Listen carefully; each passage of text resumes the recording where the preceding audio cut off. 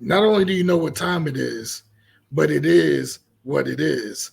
Welcome to the Friday Night Delight, where it's the New York trifecta and yours truly, Mike Thunder, changing the ideology of mental health and pro wrestling for us fans. As always, I'm the newest member of the group. You've seen me on Wednesdays and Thursday nights on Mike World Order, alongside one half of the OGs, my brother, my man, the host of It Is What It Is, J Rod. How's it going, brother? What's going on, brother? How's everything doing? Oh Sorry for the man, it's all voice. good. You know It's that all good. allergy season. Caught This me weather's off guard weird.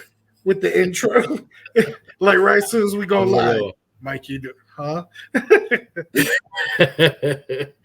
So what's going on, Mikey? How's everything for you? Oh man, everything's it's been smooth. It's odd working one job in terms of that work life balance. It's kind of weird, And my bad, I got the background noise. But it's odd working just one job and having days off and having the weekend off. It's one of those things What's where going on, punk rocker? it's kind of like a pro wrestler. When a pro wrestler's injured or they retire, they mention it's a hard transition, and it is. Um, because that's one thing about us. We always compare life to pro wrestling moments. But it's a pleasure to once again be back on the show. You know, Yeah, welcome back, man. Welcome you back. know, and then It's of a course I had fucking pleasure to have you, all right? what up, Mr. Miyagi.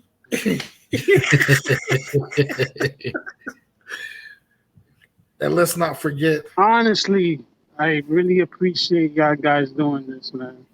Even though my absence is not going to be here for a little bit, but I trust both of y'all and I love y'all both. And it is what it is. Do what y'all got to do. we All right, no appreciate you problem. That was a as message from always. Miyagi. He's not doing too well, so we're gonna keep him in his prayers and you know show out mad love to Miyagi. Send him a message. Tell him we want. Prayers, guys. Already, homie, All right. Mr. Miyagi. So Kip is gonna be coming in a little bit later on. So we're gonna be talking and we're gonna be freestyle discussion about wrestling. My bad, dog. Was that your ring entrance?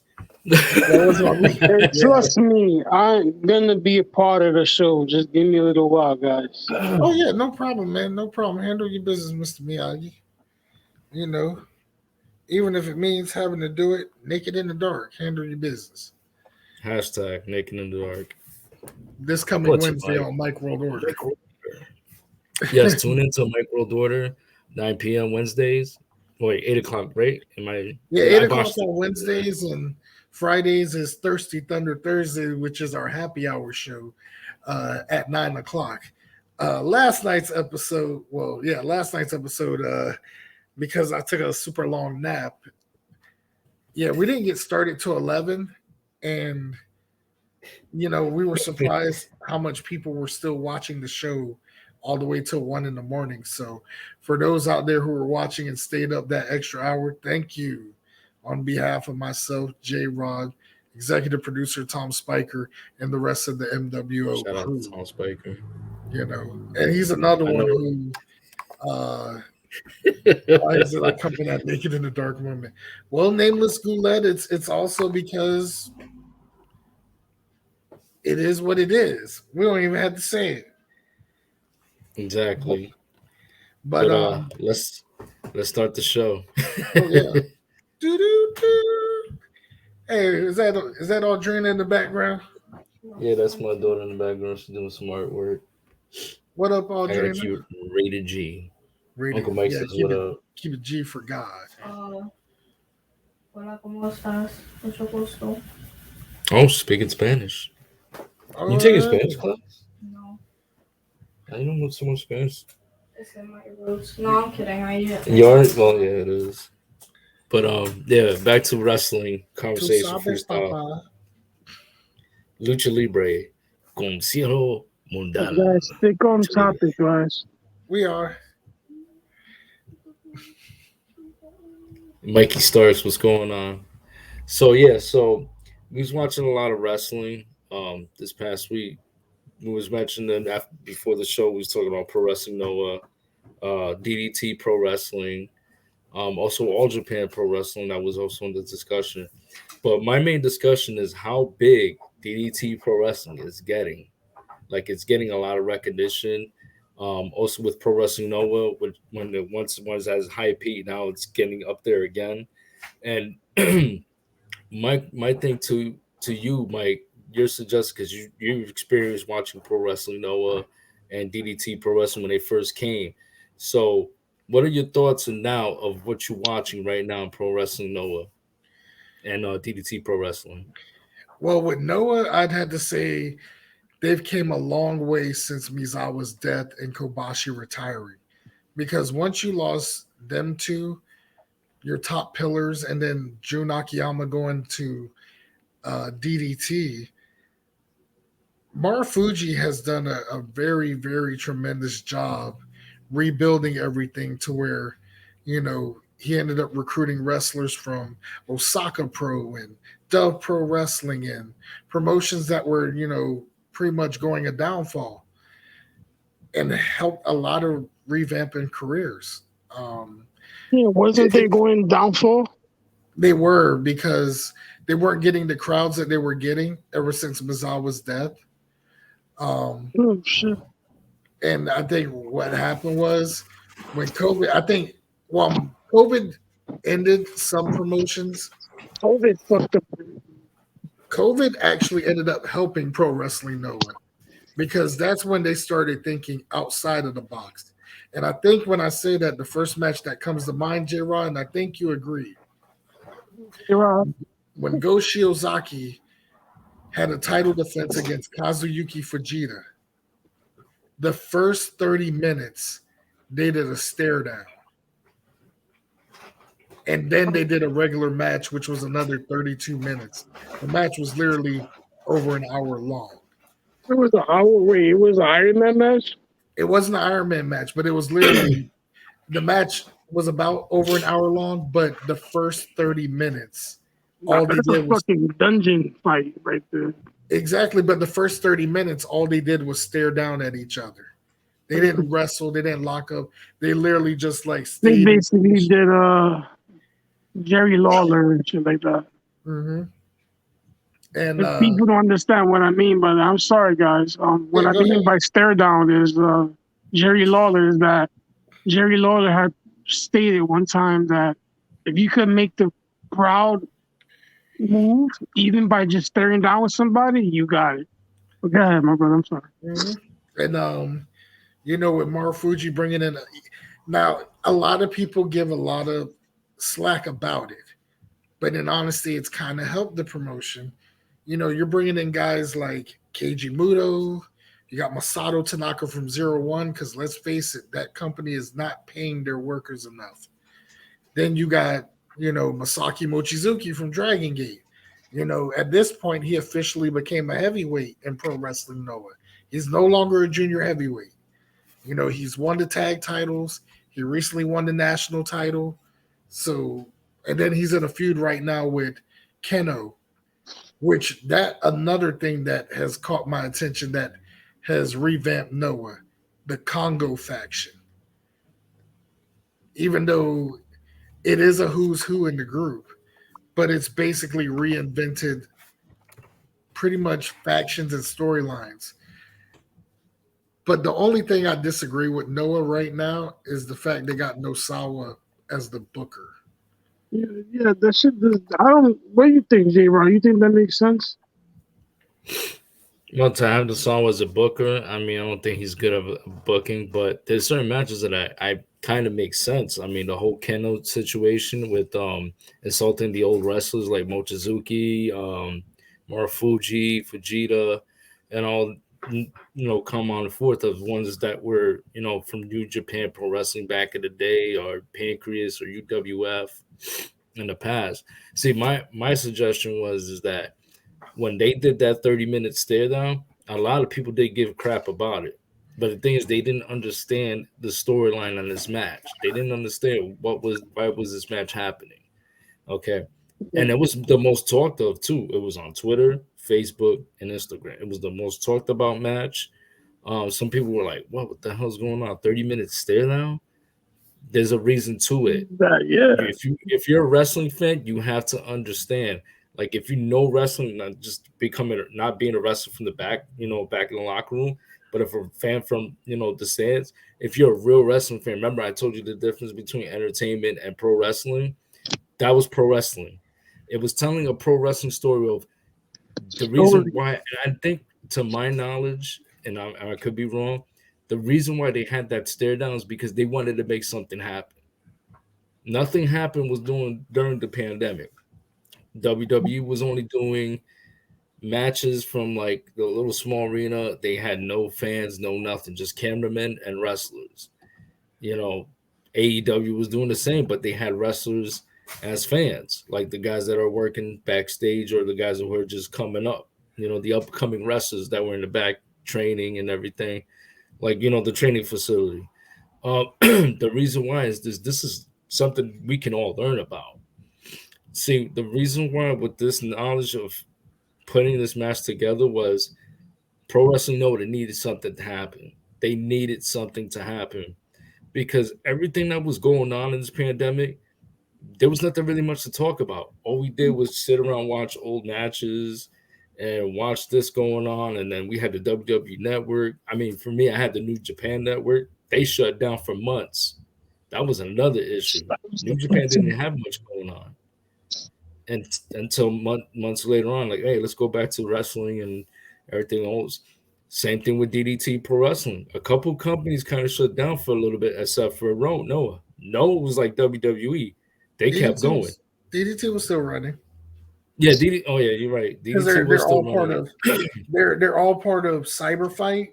So here's the thing about them being part of Cyberfight, right? So New Japan, because nobody was wrestling, everyone had to take a 20% pay cut. Whereas Noah and DDT, pay cut, you said 20% pay cut. So that no one had to get laid off or anything or lose a job. But because of Noah being sponsored by Cyberfight, they pretty much did empty arenas. The referee, the cameraman, if you wasn't a wrestler, you were in a hazmat suit. The cameraman, all of them were wearing hazmat suits. And we're still getting regular pay. And I think Cyberfight even gave COVID pay to the wrestlers that wanted to wrestle. Unfortunately, they couldn't bring in the outsiders, but the wrestlers who wanted to wrestle in Noah during the pandemic, they had gotten COVID pay from Cyberfight because they got money.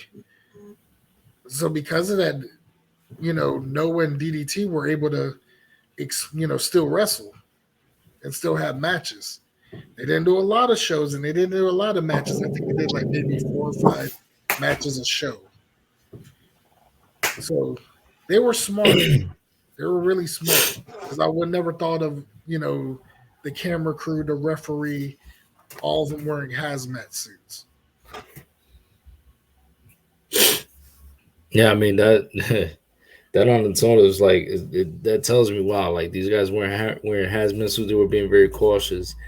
It's funny because not only that, in Japan, everybody was wearing masks anyway before the pandemic happened. They were because they were trying to prevent from people getting sick, each other getting colds and stuff like that. Because in Japan, there was a lot of sicknesses going on. Yes, there was. There was a lot of sicknesses going on before COVID About happened. 27 different viruses. Imagine that, guys. 27 viruses. That's insane, brother. Yeah, and during the pandemic, it was just like, wow, are we gonna get back to normal? Are we gonna have, is everything gonna go back to normal? That was the only question that we had. No, a lot of people had doubts. You really guys think everything's getting to normal? I doubt it. I don't think so. I doubt it so much. We're not gonna go. I don't think we're ever gonna go back to normal. But at the same time, we're gonna find alternatives to where we can still do our This is everyday the thing. fucking truth. I mean, I don't know. I can't really predict the future. It's it's tough. Listen, It's guys, tough. we survived the Stone Age. We survived, like, trust me, bro. Like, we're good. We used to fucking run barefoot, so come on, man. We're good. I mean, I mean, we survived a lot of things, different ancestries. It is what it is. exactly. Yeah, we But just lost Miyagi for a minute. yeah, He'll be back. So my thing is too also is Mike that when all these things happen about with Pro Wrestling Noah and everything that went on, um, it's insane like how people, they just feel like they're not gonna go back to normal about these things. Everybody's having a lot of doubts. I understand. To me, I can't really know until I really know. I don't have all the facts in my face. But all we know is that we're supposed during a time like this, we're supposed to come together instead of coming against each other. And that's been the huge problem in this world. I know I'm going a little off topic because I know it's not So wrestling, but also true. That's so wrestling. true, J-Rod.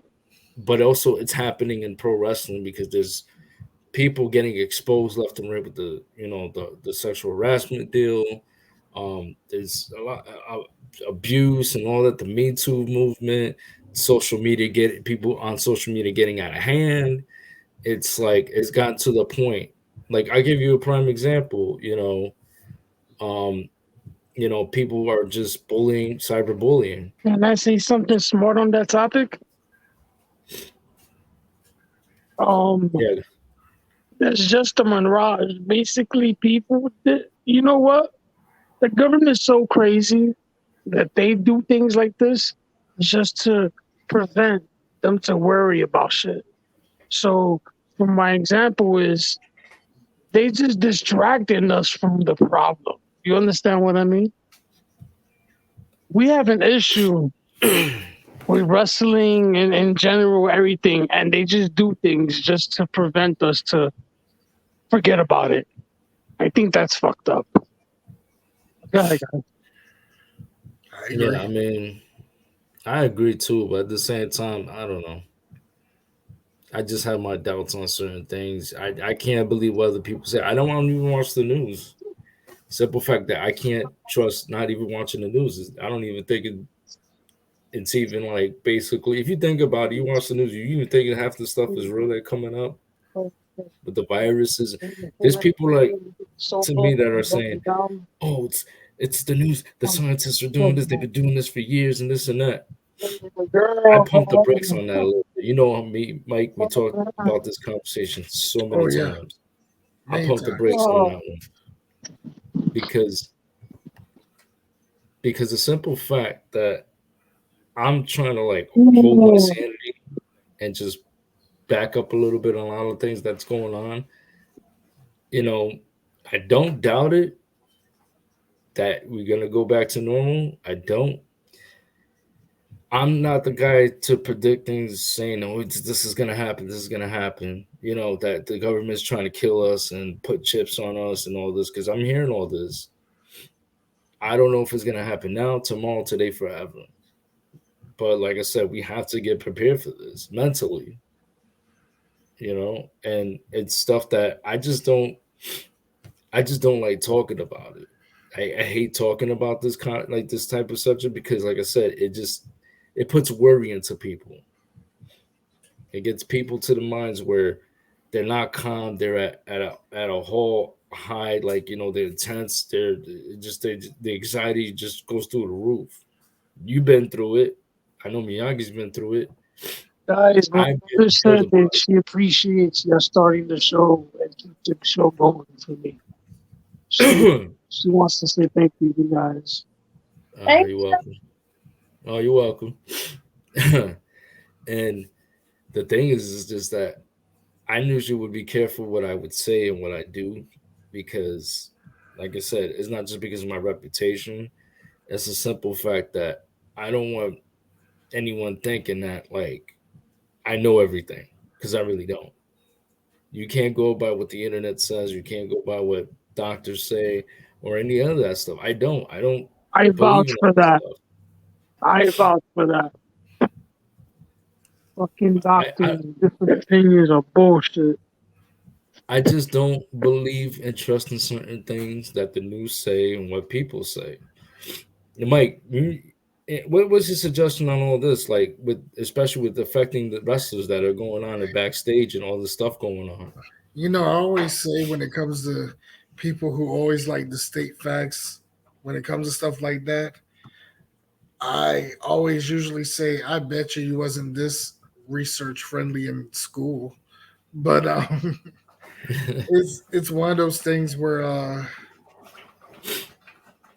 everyone's just going based on what they hear on the internet, and then as soon as they pass it to the next person, they add something extra to it, and then they add more extra to it, and then they add more extra to it, to where you don't even know what's the truth at that point. That's why, like you, I don't watch the news. Even when my parents talk to me about the news, I was like, I really don't care about the news. It's not going to fix what's going on in my life. Dealing with it enough during the peak of the pandemic when people were on lockdown, like I stayed watching the news and all it did was make my anxiety so bad. So that's why I had to stop watching it. Even you were the one who was telling me. It's like, dude, just watch wrestling. Stop watching, you know. Yeah, because like there was a certain group on Facebook. I'm not gonna say names or anything like that, but they all they did was talk about government this, government that. I had no interest in whatsoever. That's why I also kind of left that group too, because it's like all government talk. You know what I'm saying? And I even got tired of it. It bothered me. It got to that point where it's like, oh, the government's here to get us. They're not giving us the answer. And I'm like, time for me to leave. Click. I'm out. If they're not talking about pro wrestling or anything that's in my interest, I don't want to hear about it. That's just my take on everything. I mean, I And feel what's you on going that, on? dude. Welcome back. Don't mind me. I'm a little under the weather too. I got my sinuses. Had a pop of Claritin. So gotta throw that up. Too This might go the way. sweet. But yeah, back to what I was saying. It's just like I it's like I don't trust these people. I don't trust the news. I don't believe in it. I think half the stuff that the news is putting out there is to make people worry, be sick About mentally. the wrong things. They're Yeah, making us about the Exactly. worry wrong about things. the It's wrong like, yo, things instead of even really the worried wrestlers are about the getting right. more political about It's it. like a Like, yo, distraction. Yes, like I said earlier, distractions. Mhm. but my question is the distraction to what? It's like, I mean, it's not helping matters. It just making it worse, Yes. you know. Thank you for saying that. Yeah. Especially with me in pro wrestling. Like me, I take it as it for what discussion is. Like WWE still running. Now we got AEW. Now we got all the wrestling promotions are running, including. I mean, and it's sad to say, Ring of Honor is still going on, but until it's gonna shut down because, like I said, it affected a lot of wrestling companies. This The pandemic smaller ones, affected a yeah. lot, and the smaller ones too. At that, you know. But what's funny though? But Maybe this is just me freestyling because I know Miyagi says something's big is going to happen with Ring of Honor. But yes. it also the next day I saw on the wrestling news the same company that owns Ring of Honor now owns Wow Wrestling, which is run by Tessa Blanchard. Sinclair Company now owns Wow and Ring of Honor. So I'm thinking, as Miyagi mentioned, something big's going to happen in terms of that could be an expansion in the women's division. And what do you think, Miyagi? What do you think about that? Um, what I think, yeah, like I said, something's big's gonna happen, but it's just an allusion to something else. Like we never know what's gonna happen. When it happens, see, like people care. Do people understand it? Because like what you said earlier, the 30-minute stare Stare down. down. People don't understand what that means. Come on, like if people say they don't understand what that means, is bullshit. Y'all watch anime, y'all watch cartoons. The best moments is when you see the two persons like looking at each other. Dun, dun, dun, then the other person, dun, dun, dun, they understand that's telling a story, it's telling a it's about to go down. But to talk about what you said, it's just sad that people forget that when you can have a good time, there's things happening behind those good times. Things that are very bad and electrifying. Meaning, what I'm trying to say is that we could have a banging ass fucking one-on-one match, but behind those one-on-one matches, there's health problems going on with that, and people not understanding. Like it's serious. Like the pandemic fucked up a lot of things. Am I going off topic? No, you're All right. actually. I was. It was going to actually lead to me asking you a question afterwards. Yes, God. Oh no! I was going to let you finish because I Oh, think it's going to relate to what you're talking about. so like to have you know that 30-minute stare down, and then to have a situation that's going on behind the scenes where like there's people fucking dying, man. Like this is serious. It's not gonna go away. It's a wave. I don't know if you ever played the game. It's a fucking game that they made on an app phone for app phones. It's called Plague.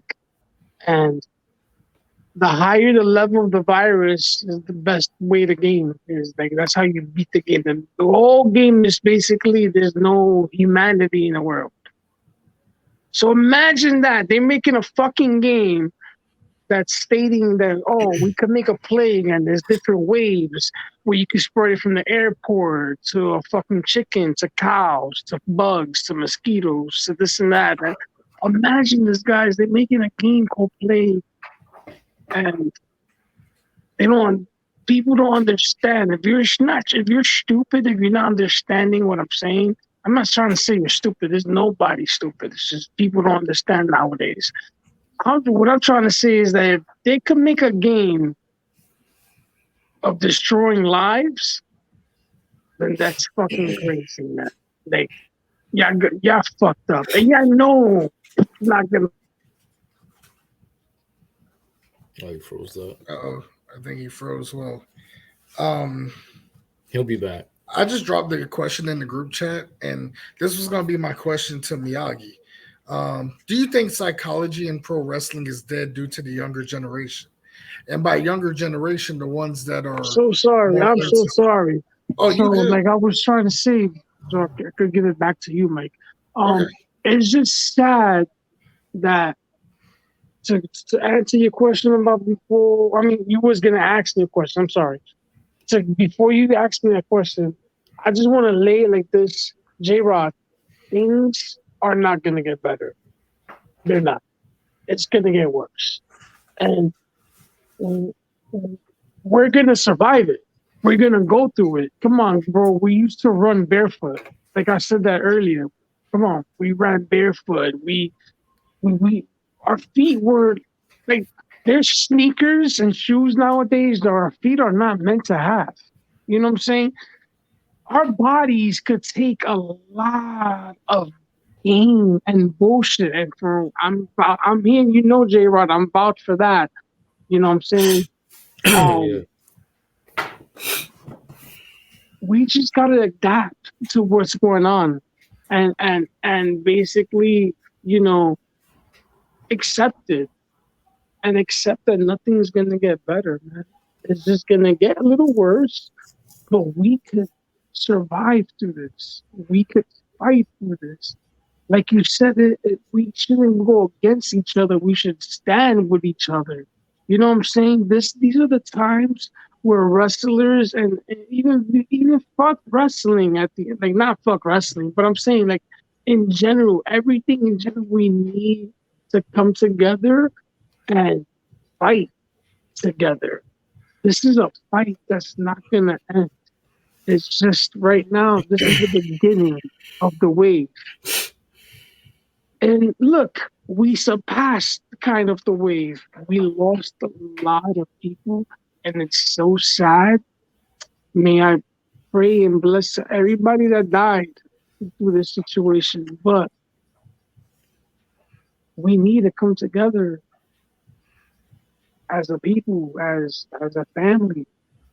Because J Rod, at the end of the day, that's all we have is each other, man. If we don't take care of the situation now with each other, we're never gonna survive. So yeah, guys, some question. Hmm. So the question I had mentioned, and especially you being, we're all in the same generation. But do you think by any chance psychology in pro wrestling is dead due to the younger generation because they want to see more spots and high spots and you know What is a spot? like You the know, high like spots?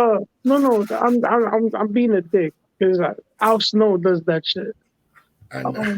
For an example, like when they ask, I'm not going on topic. This is actually on topic. Right. They ask Al Snow, "What is a finishing move?" And he's like, "A finishing move." Like, he's like, they say, "Do you always like when you end the match, do you use your finishing move?" And Al Snow's like, "Finishing move, bro. You cannot always win a match with a finishing move. It's just retarded." So spots, to answer your spots, what do you mean in spots? Like So spots like, for example, we on a ladder, right? We doing a ladder match, right? mm-hmm. And then you end up doing like a flip pile driver off of the You ladder. mean calling spots? No, like saying like big spots, like when people do spots that look like the end result is a car wreck, you know, like high flying moves and people doing high risk moves and all that. What's the question you asked me? But I'm just saying, do you think psychology in pro wrestling like is dead due to the Yes, younger it is generation? actually. Yeah. Now I get the question you asked me. You asked me if basically the psychology to wrestling of high spots and low spots are dead. Mm-hmm. That's what you asked me, right? Yep. Yes, it's totally dead, man. Like it's so not common. Like it's so crazy. And I'm glad you asked me that shit because spots nowadays are horrible. The only good spots I've seen so far isn't AEW, but Roman Reigns. Roman Reigns spots in wrestling right now, it's fucking phenomenal. And people don't see that. I see it. But yes, to answer your question, there's spots right nowadays with the younger generations, the older generation, yes, it's so dead, bro. It's sad too. It's so dead, but you're actually right. It's a shame. It's like the past couple of days I was watching a lot of WWF from like 2001. And then like earlier in the week I was watching a lot of WWF from 1990 to 1991. And it's so crazy how the times have changed. Like, But and then we compare it's that to what sad. we see now. It's sad though. It's really sad. And I'm actually grateful and honored that you're actually watching from 1990 to now because you can see how different everything is. It's not the same no more, man. It's not. It's sad, and I totally agree with what you're saying, man.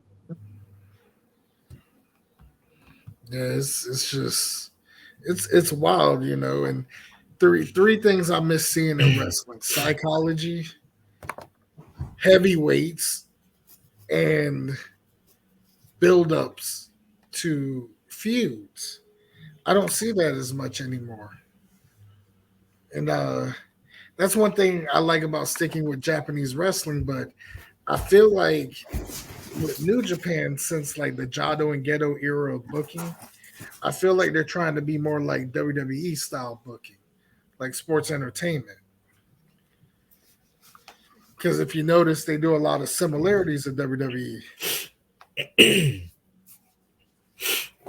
Yeah, some of them do, some of them don't. I mean, it depends because like how to me, man, we had this conversation before, Mike, too, Right, like years ago. Like we just could compare like WWE to New Japan, and All Japan was like WCW.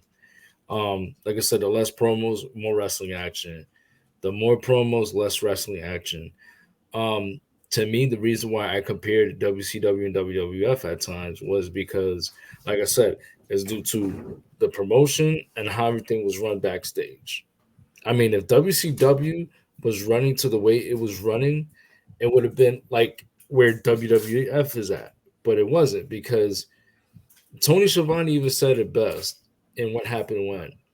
There was too much stuff going on that it seemed like everything was clustered. That it seemed like people do not know how to run a wrestling promotion, and that frustrated me. I love WCW. You know, I'm a huge WCW bias fan.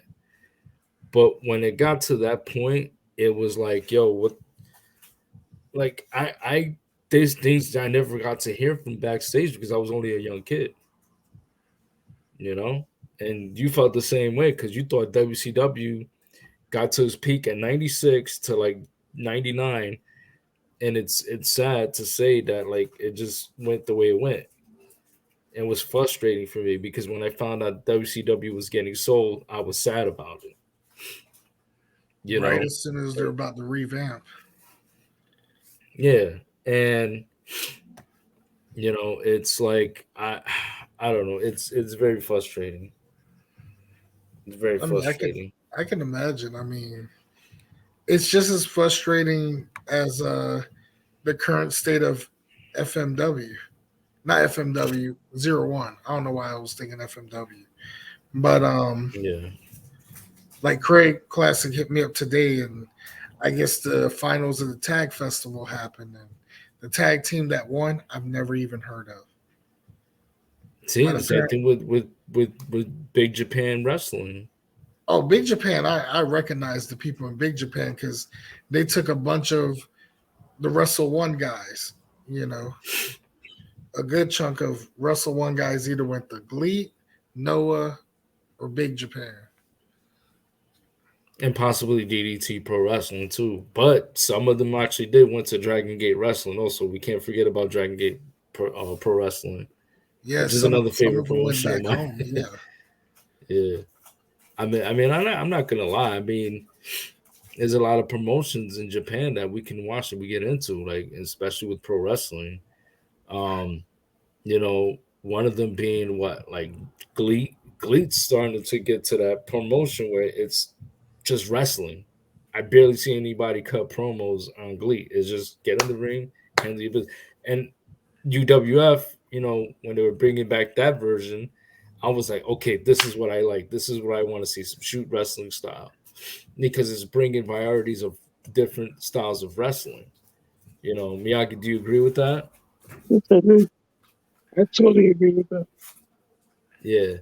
So when it came to, you know, like how are we gonna do this, how are we gonna do that, and that's another promotion that was going up too during the pandemic. That was Yes, it starting to go is. pro wrestling Glee. Glee was the one, and having Kaz Yayashi running it. I mean, that was like a genius move right there because Kaz Hayashi knows how to run a wrestling business. He has a resume. oh yeah, He has a resume, especially with Wrestle One. And even yeah. though Because it lasted the way it lasted, I'm not gonna lie, I wish Wrestle One lasted a little bit longer.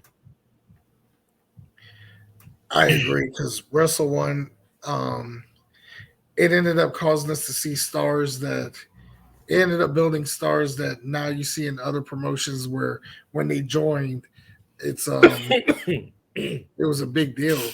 I'd say to me, and this is just me freestyling, I'd have to say the biggest star that came out of Wrestle One compared in terms of their current position, Seki Yoshioka. I had to go with Seki Yoshioka because he went from being a pretty boy gimmick to being Shuji Kondo's tag team partner to then forming Too Sharp with Minoru Tanaka. Once Minoru gave him the rub, and then he joined Strong Hearts and turned heel and went with the whole not enough gimmick. That's when he started like really, really revamping his career. It was the push he needed because originally he was an All Japan guy during the Muto era, and that finisher he has, the Crash Driver, where it looks like he's going for the Styles Clash, but it changes into a sit out power bomb in that position. I'd have to say he stood out the most because he was the last cruiserweight champion. Um, like I said, he was the one that stood out that because he revamped his career. He pretty much saved the junior division right when guys like Jiro Kurosho, who's now known as Jiro Ikemen in NXT 2.0, and they even had a solid six. They brought the 6-man tag titles that were known in like Toryumon and all that. Like they really had their shit together, but it was just a shame how it just prematurely ended. And I think it had to do with Muto's knees once he got that surgery. I mean that it's weird to me that you said that because now Muto's still wrestling out there. He's doing all his moonsault and stuff like that. That one moonsault, I think, if I could take it during the time, I think it was a match against. I mean, if it was, you correct me if I'm wrong. I think it was the match against Marufuji, where he hit Marufuji with the moonsault, and you could see the effect and the toll it took on his knees after the surgery. Like, and his facial expression. And I think to myself was like when I saw it, I was like, oh no, like no, tell me he did that, and it actually happened, and it's just like, yo, I can't believe it. I couldn't believe my eyes that like it's like, wow, no, don't do it. Don't do it. He did it anyway. Oh my goodness. That was such a but it was still a good match though. Yeah, I mean, I hate to say it, even though there's the team with the old timers, the M Alliance has been like the strongest heavyweight team faction in Noah.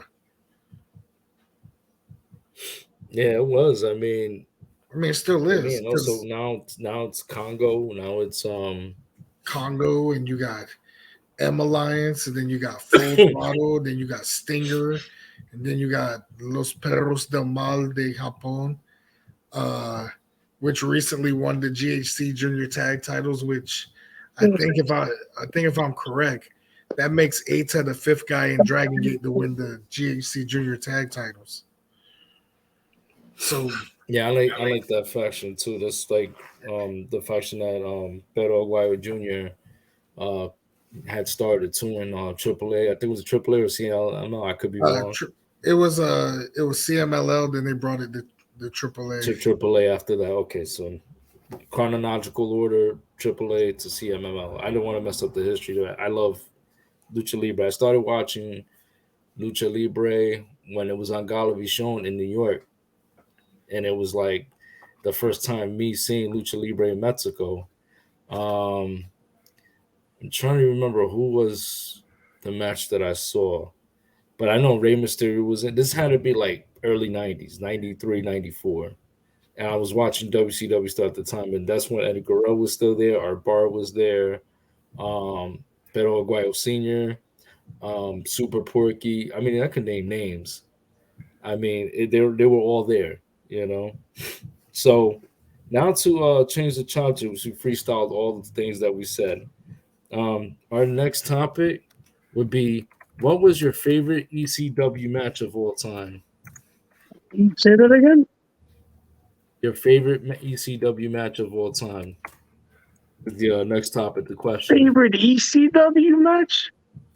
of all time. Oh my god, I got so But the Taz one and I got one. Taz and let me see. Taz and this dude, what's his name? Fucking the best match Taz ever had was with this dude. Fuck. Why the fuck I forgot his name? That's embarrassing. you talking about Taz and Bam Bam Bigelow? Yes. Oh my god, brothers, your bro. Oh my god, I love those fucking matches, man. Bam Bam Bigelow, and I'm gonna let you know a little something. I worked, and thank God I could say I was honored to work with that man. That dude is so light, bro. For a big dude like that and solid, yo, fucking Mike, you don't understand.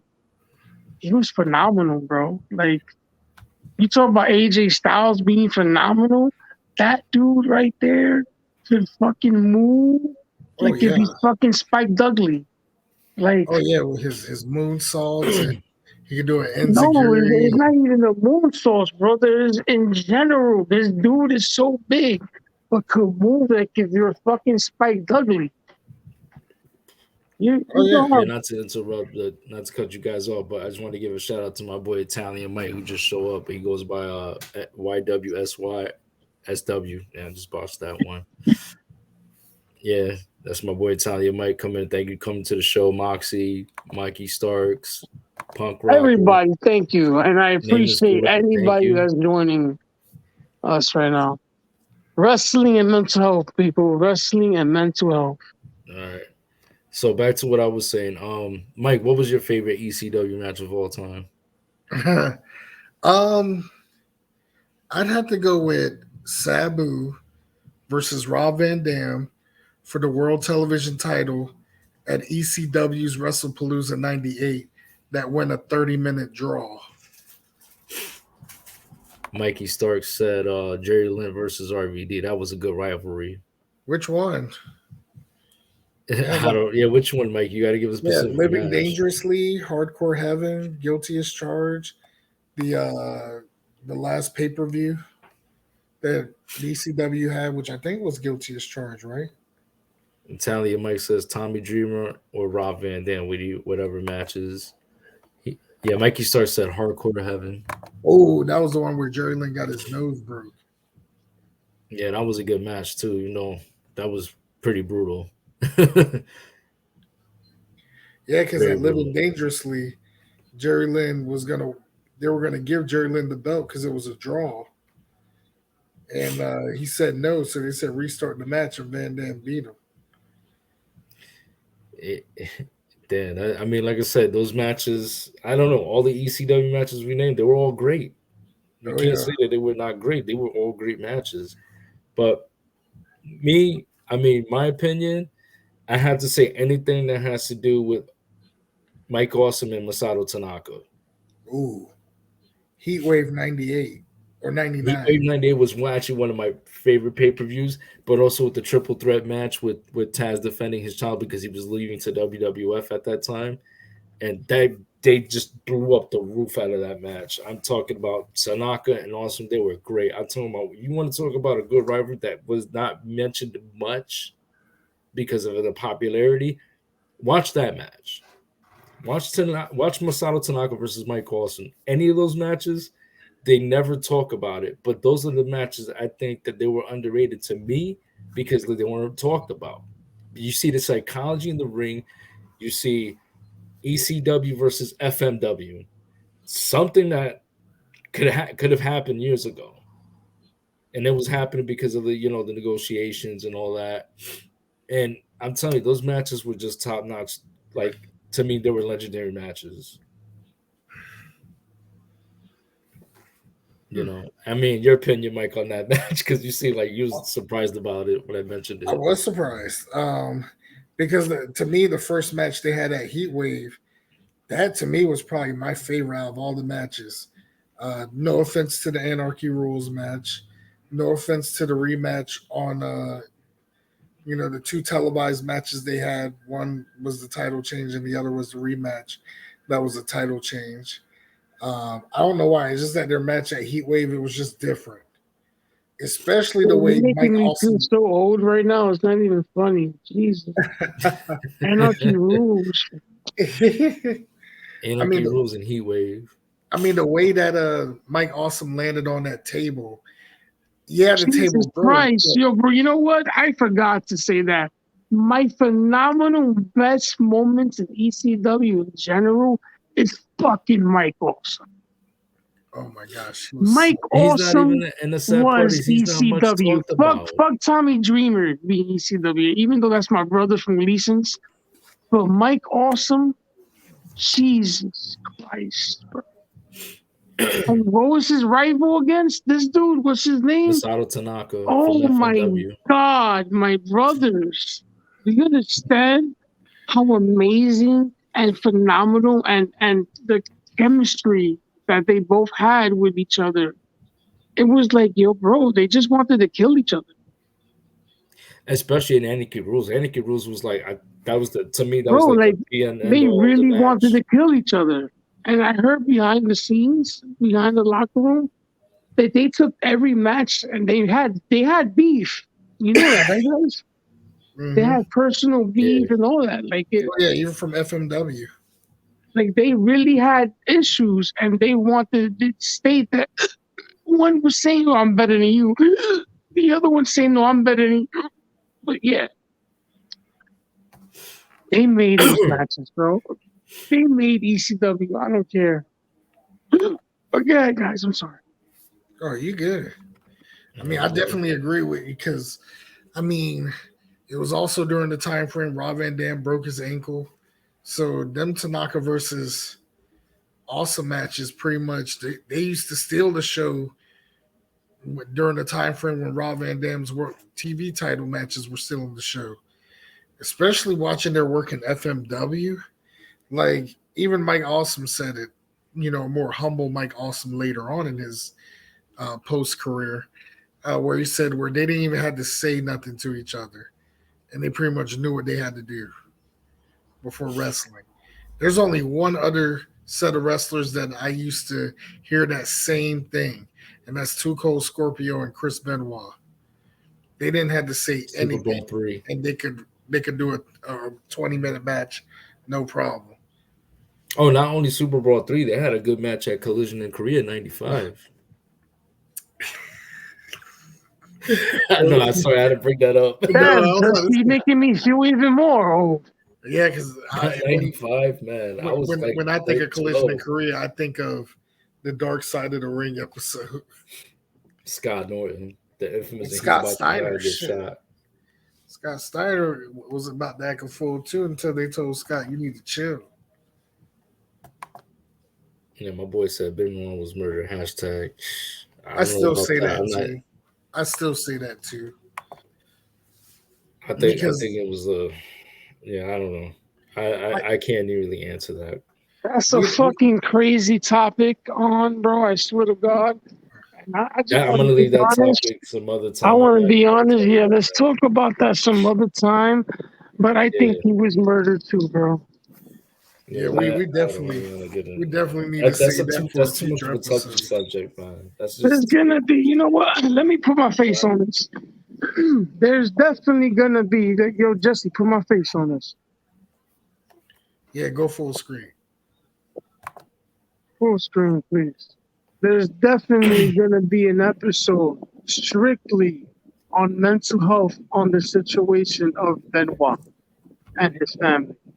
So yes, soon after we get our episode with Johnny Rods, we're gonna have a straight episode of the history of Benoit and the murder and whatever the suicide, the whatever you call it, of Benoit.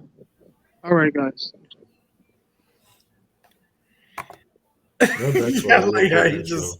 I like Ryan says he said that he just chilled like, "All right, guys." That's why I fucking love you, Mr. Miyagi. You talking about me? Yeah.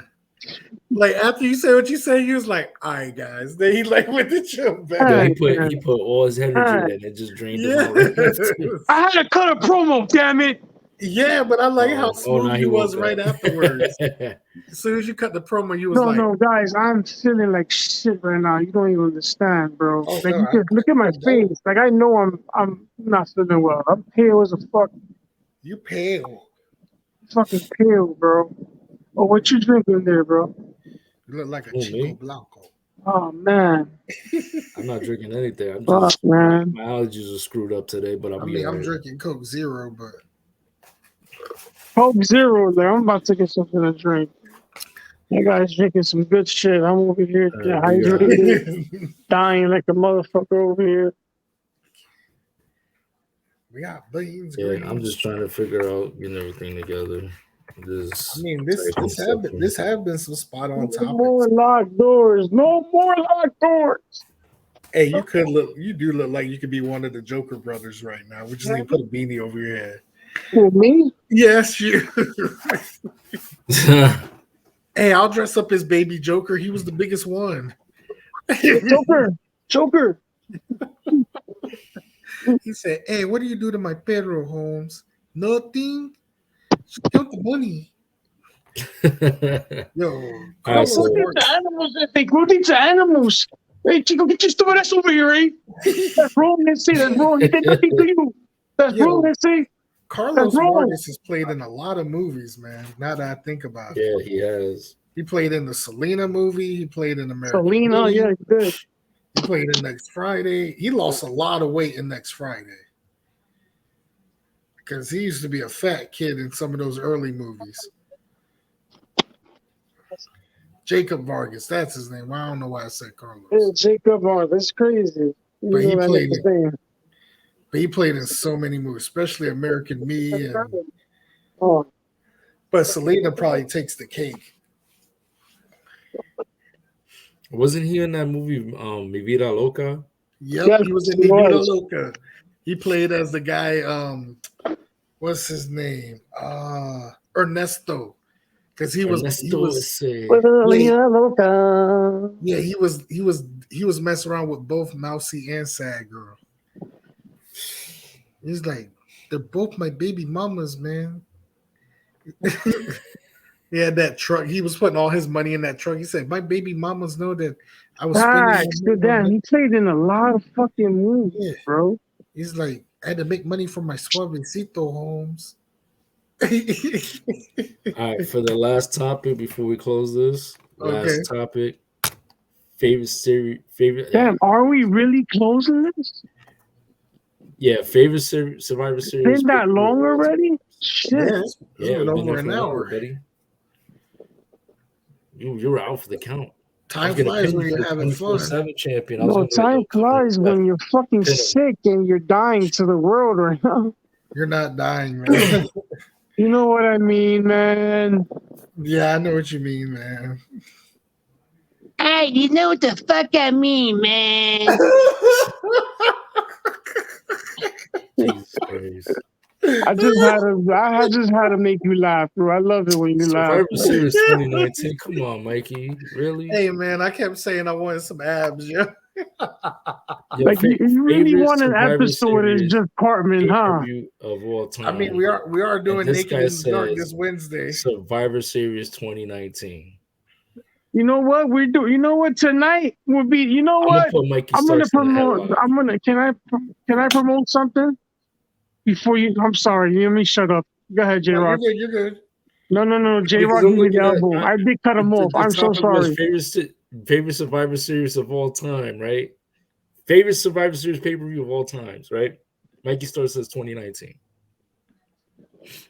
What? He said what? Say that again. 2019 is one of the your favorite Survivor Series of all time. He picked 2019. Who's favorite? Mikey Starks. Mikey Starks. What's wrong with that guy? He's 21. Oh, Yeah, okay, I understand. He's a baby. He's a baby. Okay. Oh, here comes Bubba Ray Dudley. I'm really gonna get. You see, he's gonna come at me hard. Well, Mikey Starks is gonna come at me just for calling him baby. Baby. My favorite was 1990. My favorite Survivor Series of all time was that Undertaker match. Which one? That was 90, right? Yeah. Oh, when he debuted it? Yeah, 1990. Yeah. No, not the debut. No. The match that he had was Stone Cold. That was SummerSlam 98. No, Yeah, was that SummerSlam? What? Yeah, that was SummerSlam 98. No, Survivor Series. There was that same year. Who Undertaker wrestled in Survivor Series? Kane. It was there you go. That was actually a good match. It was a double count out. Yes. There you go. The world title tournament. Yeah. That was my favorite. That's one of my favorites. Was it 98? Huh? 98, yeah. A year after Montreal, because they did the same outcome. Oh, okay. Yeah. Now I remember. Yeah, it was 98 was weird for me. That was actually a good Survivor Series, guys. Yeah, it was a decent one. Mine was actually 92. But I don't know, Mikey Starks. I don't know, man. You're baby. Punk Rocker said 2016 was her favorite. I mean, 2016 was a good one too. Yes. I mean, Punk Rocker is also 20, so of course she's 15. Stop lying. She's stupid. Oh, she's 15 years old. Damn. She's not. She's 20. Like we our we gotta be easy, guys. Our profanity's not good. You know, we got a minor here. She's 20, dog. She's not 15. Yeah, let me see her. She's gonna get mad. Yeah, she's gonna get. She really, Miyagi, really? She lets it be known. I'm 20 years old. I am 20 fucking years old. All right, get that fucking through your heads. Pretty much. And the funny part is, not only does she watch the show, but her mom watched the show, and her cousin. Her mother watching the show. The whole family's watching the show. That's fucking awesome. Like they're really watching my show. They support both of us. You know what? I love that family. I'm gonna tilt my hat for them. Yes, it's fucking awesome. That's awesome. Look, see, I told you she's not a minor. You're a minor. I am not a minor. Look, she stated, "I'm not a minor." You know, let me do the voice. I am not a minor. Fuckers. I am not a minor. Miyagi said, "I'm not a baby." Punk Rocker said, "I'm 20." Punk Rock's like, "I'm fucking 20, man." Fucking 20, man. I mean, besides 2016. Yeah, you know what, Mike? I think you're right. I should get into acting. I told you, you got the voice for it, man. Yeah. Mikey. What's your favorite, J Rod? Oh shit. Well, mine was 92. I made it clear. 92. So Brett versus Shawn Michaels. Yep. Pretty because much the storyline. All right, let me tell you why I'm putting this together. 92 because a simple fact. What's up, Namir? You showed up all late. Shout out to Namir. But what I'm gonna say is the reason why is because to me, I don't know anybody who's seen Shawn Michaels versus Bret Hart, the first encounter, first singles match they had together. The ladder match and then this match. But my thing was that to me, I thought the storyline was going with, this guy is in and out. I don't know what's one. Oh, there he goes. I was about to say, he's like warping in time. I'm sorry. He's the master. He's like rated from Mortal Kombat to the kitchen like in 2 seconds. But it's okay, Namir. Shout out to Namir. Base Kip is the one. Shout out to Base Kip, everybody. See, the reason why is because they had the Rockers versus the Hart Foundation storyline when they were competing and was actually somewhat rivals in the tag team division. That's what put into my mind where these guys two hate each other because of that situation, that storyline, that one wanted to up the other. And it was a great storyline to me. I don't know why. To me, it's one of the best rivalries in WWF history. I don't know about anybody else, and everybody might have a different opinion. This rivalry was going on for a good 5-6 years, maybe longer, maybe before that. I could be wrong. No, since 1990, 19 or at Yeah, least this is 1990, right? yeah, about since 1990, 1989 maybe, when they were coming from being a heel to babyface.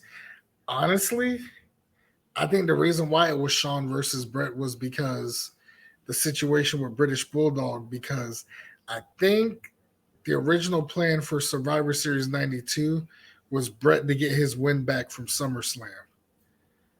And because of the whole HGH situation with him and Warrior, they pretty much had to put the belt on Shawn.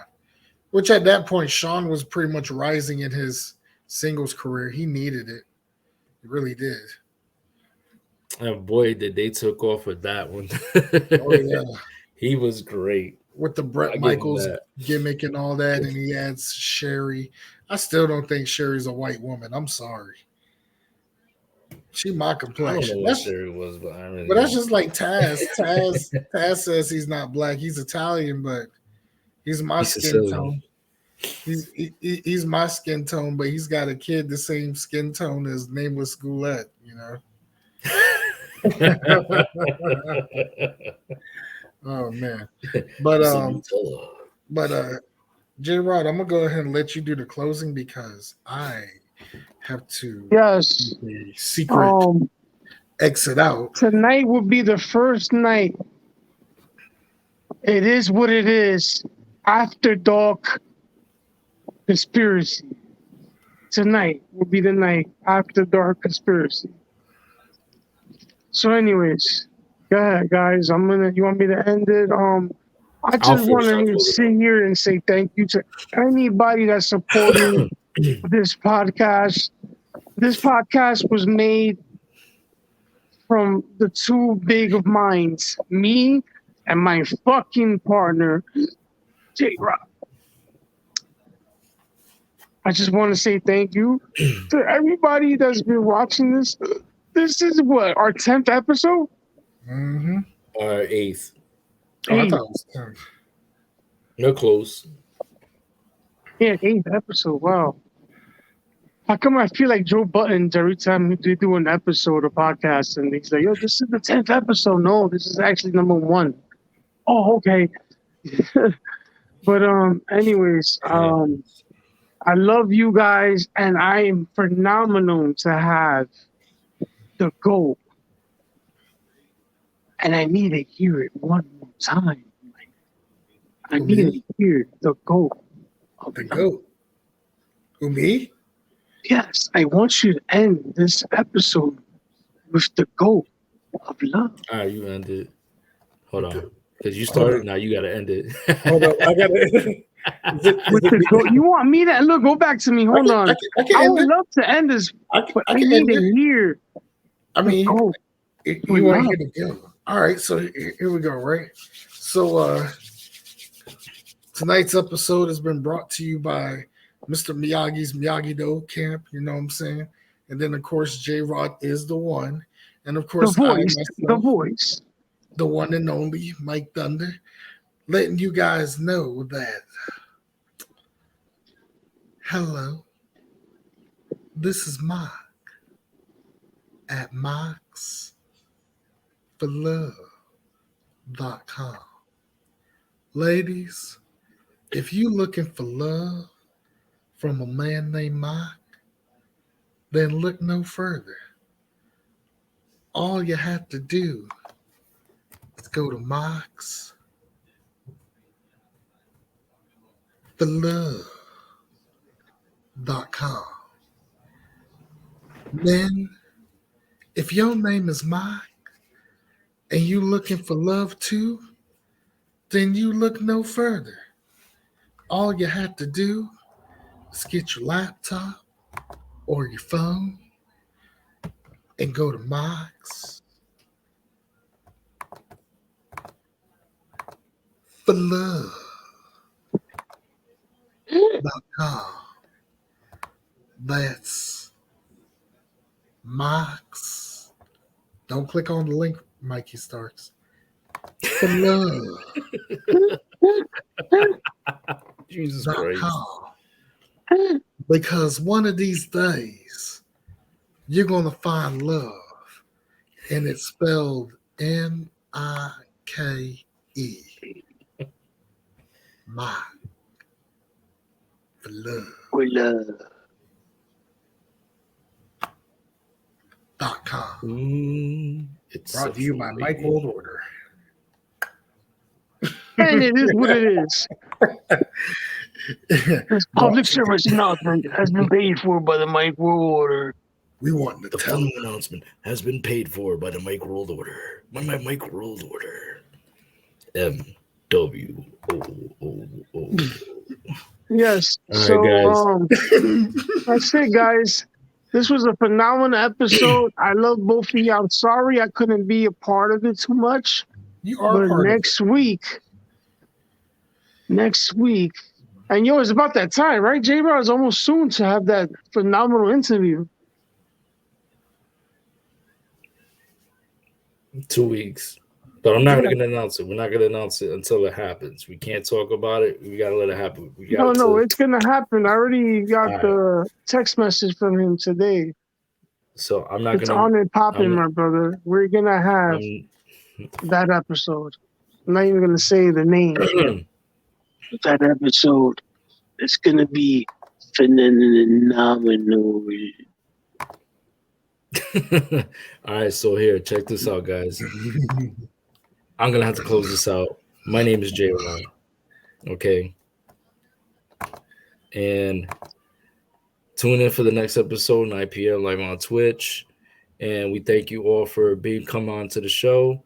And guys, we're gonna end this with this. I also got an announcement before we end this. I don't want to take too long. I'm gonna make it sweet and short. I was gonna bring this up to you guys and tell you that I'm gonna start doing my own show next month during the winter meetings of Major League Baseball. It's gonna be called the J-Rod Show. I'm gonna be doing my own show on Sundays. It's been a project that's way overdue. I should have been doing this for years, and I never got to do it. I want to thank you guys for all the support. I'm still gonna be. It is what it is. I'm still gonna be working with the guys and stuff, and be in charge of what's going on the internet and stuff like that, and promoting and trying to get sponsored by Nutella. Thank you, Mike World Order. So I want to thank you guys for everything and your support. And also I will be tuning in for the new show coming on next month in December, which is Major League Baseball, which is has to do just nothing but baseball. It's called the J-Rod Show. And I thank you guys. And I will end it with this. You guys have a good night and goodbye. Please tune in to the After Dark. After Dark. All right, peace.